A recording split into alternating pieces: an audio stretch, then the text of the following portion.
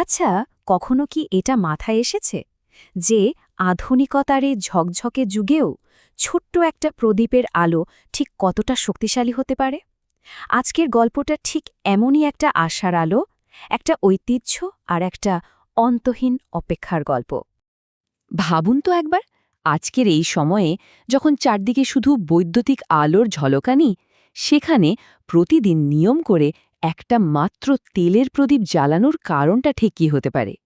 এই যে আপাতদৃষ্টিতে একটা সাধারণ এমনকি অপ্রাসঙ্গিক কাজ, এটাই কিন্তু আমাদের গল্পের মূল রহস্য। চলুন আমরা চলে যাই একটা শান্ত গ্রামে, যে গ্রামটা সময়ের সাথে সাথে একটু একটু করে বদলে যাচ্ছে। আর এখানেই আমাদের দেখা হবে গল্পের প্রধান চরিত্রের সাথে, একজন বৃদ্ধ মানুষ আর তার একটা অদ্ভুত অভ্যাস। প্রতিদিন একদম ঘড়ি ধরে প্রতিদিন সন্ধ্যায়, তা সে ঝড় হোক বা বৃষ্টি, রহিম নামের এই বৃদ্ধ মানুষটিকে দেখা যেত একটা ছোট্ট প্রদীপের সুলতেরা জ্বালাতে। গ্রামের মানুষজন তো অবাক হয়ে দেখত, কেউ কেউ হয়তো আড়ালে হাসত, কিন্তু কেউই ঠিক জানত না যে এই সাধারণ কাজটার পেছনে আসলে কতটা গভীর একটা রহস্য লুকিয়ে আছে। এটা ছিল তার জীবনের একটা রুটিন, যা কখনো ভাঙেনি। তাহলে কি ছিল এই প্রদীপের পেছনের আসল গল্পটা? কেন এই মানুষটা বছরের পর বছর ধরে এক মনেই কাজটা করে যাচ্ছিলেন?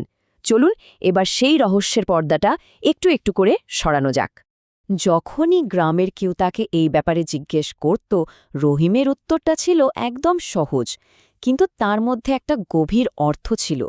তিনি বলতেন, হয়তো কেউ পথ হারিয়ে ফেলেছে, তার জন্য। ব্যাস, এই ছোট্ট একটা বাক্য, আর এর মধ্যেই লুকিয়েছিল তার সমস্ত অপেক্ষা, তার সমস্ত ভালোবাসা। ঘটনাটা কিন্তু অনেক বছর আগের। এক ভয়ঙ্কর ঝড়ের রাত ছিল সেদিন। সেই রাতেই রহিমের একমাত্র ছেলেটা হারিয়ে যায়। আর সেদিন থেকেই শুরু হয় একজন বাবার অন্তহীন অপেক্ষা। বছর পেরিয়ে গেছে, কিন্তু রহিমের বিশ্বাস এক বিন্দুও কমেনি। তার জ্বালানো প্রদীপটা তাই আর শুধু একটা আলো ছিল না, ওটা ছিল বাড়ি ফেরার পথের একটা দিশা, একজন বাবার না শেষ হওয়া অপেক্ষার জীবন্ত প্রতীক। রহিম মনে প্রাণে বিশ্বাস করতেন তার ছেলে মারা যায়নি, সে ঠিক একদিন ফিরে আসবে। আর ফেরার পথে যেন তার কোনো কষ্ট না হয়, কোনো বাধা না থাকে, সেজন্যই তার এই আলোর ব্যবস্থা। এই টিমটিমে প্রদীপটাই ছিল তার সেই অটুট বিশ্বাসের একমাত্র সাক্ষী। কিন্তু সময় তো আর কারোর জন্য থেমে থাকে না, তাই না? রহিমের চারপাশের পৃথিবীটাও খুব দ্রুত বদলে যাচ্ছিল। তো এই সব পরিবর্তনের মাঝে তার এই ছোট্ট প্রদীপটা কিভাবে টিকেছিল? গ্রামের সেই ধুলোমাখা রাস্তাগুলো এখন পাকা হয়ে গেছে, চারদিকে বসেছে বৈদ্যুতিক বাতি, সেই পুরনো শান্ত পরিবেশটাও আর নেই। কিন্তু জানেন, এত কিছুর পরেও একটা জিনিস একদম একই রকম রয়ে গিয়েছিল, রাস্তার পাশে টিমটিম করে জ্বলা রহিমের সেই ছোট্ট তেলের প্রদীপটা। শহরের উজ্জ্বল আলোর ভিড়েও ওই এক চিলতে আলো যেন নিজের গল্পটা ঠিকই বলে যেত। হ্যাঁ, চারপাশের সবকিছু যখন বদলে যাচ্ছে, তখন এই প্রদীপটাই ছিল সেই গ্রামের স্থিরতার একটা চিহ্ন। এটা যেন সবাইকে মনে করিয়ে দিত যে কিছু জিনিস কখনোই সময়ের সাথে বদলায় না।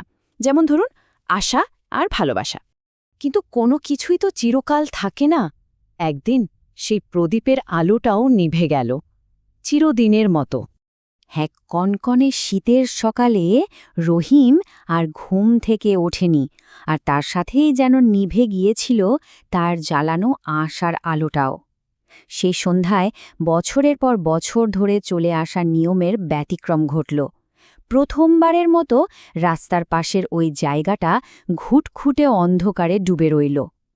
পুরো গ্রামের বাতাসে কেমন যেন একটা অদ্ভুত নিস্তব্ধতা। কিন্তু গল্পটা কি সত্যি এখানেই শেষ হয়ে গেল, নাকি এই অন্ধকার থেকেই জন্ম নেবে এক নতুন আলোর শিখা? যখন সবাই ধরেই নিয়েছিল যে রহিমের সাথেই তার এই ঐতিহ্যটাও হারিয়ে গেল, ঠিক তখনই এমন একটা ঘটনা ঘটল যা কেউ কল্পনাও করতে পারেনি। গ্রামেরই একটা ছোট্ট মেয়ে রহিমের সেই পুরনো প্রদীপটা নিয়ে এসে ঠিক আগের জায়গাতেই জ্বালিয়ে রেখে গেল। ওকে, যখন জিজ্ঞেস করা হলো কেন সেটা করল, তার উত্তরটাও ছিল রহিমের মতোই সহজ আর গভীর। সে বলল, কারণ কেউ হয়তো এখনও পথ হারিয়ে ফেলেছে, আর বাড়ি ফিরতে তার একটা আলোর দরকার।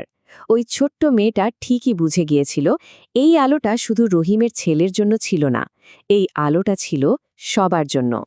রহিমের একটা ব্যক্তিগত কষ্ট থেকে জন্ম নেওয়া এই আলোটা কখন যে গ্রামের সবার আশার প্রতীক হয়ে উঠেছিল সেটা হয়তো কেউ খেয়ালই করেনি। এভাবেই হয়তো ছোট ছোট ভালো কাজগুলো একটা প্রজন্মের পর আরেকটা প্রজন্মে টিকে থাকে, একটা নতুন উত্তরাধিকার তৈরি করে। এই গল্পটার শেষে আমাদের সবার জন্যই একটা প্রশ্ন রেখে যায়, তাই না? আমাদের জীবনে আমরা অন্যদের জন্য কোন ছোট্ট আশার আলোটা জ্বালিয়ে রেখে যেতে পারি? কে জানে, সেই ছোট্ট প্রদীপটাই হয়তো কারো ফিরে আসার পথটাকে একদিন আলোকিত করে তুলবে।